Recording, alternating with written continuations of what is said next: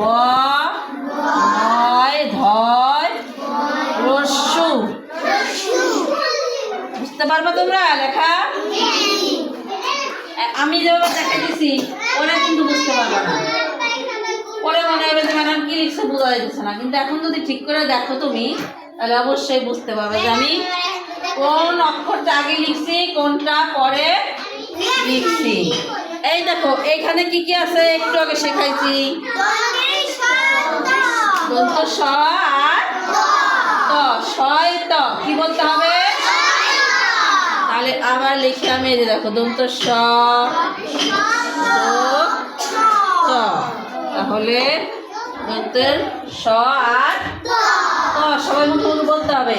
এখানে আছে পাকিস্তানি, কিন্তু এটা কেন আছে এত বড় শব্দ?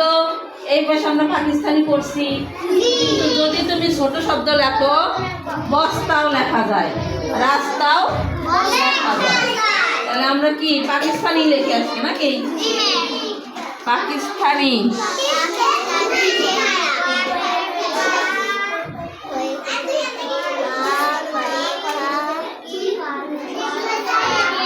নয় দীর্ঘি নি, পাকিস্তানি।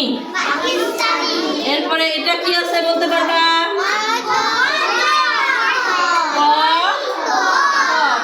ক, হ্যাঁ দেখো ক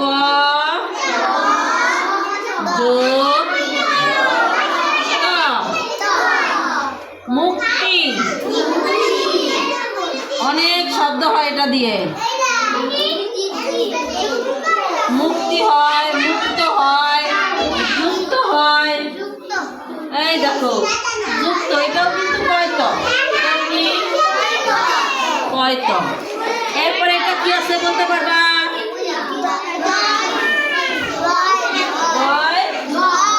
গয় ধ, গর নিচে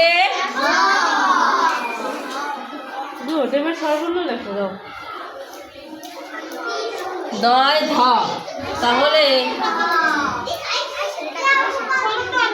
যুদ্ধ। যুদ্ধ কি লিখছি?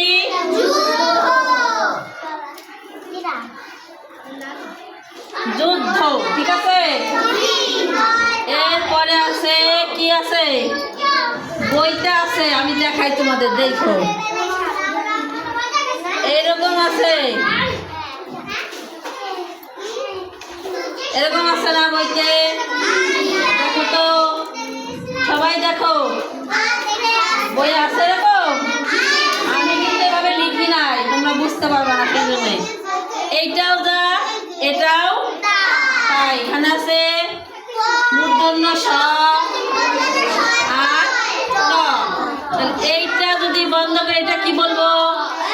মূর্ধন্য শয় ট, ঠিক আছে। হ্যাঁ এটাও শয়ট, ওটাও। এই যে লিখলাম মূর্ধন্য স যোগ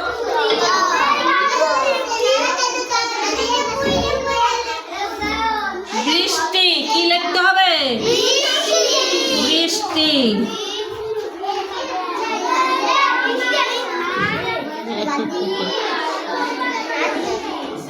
বৃষ্টি দেখো,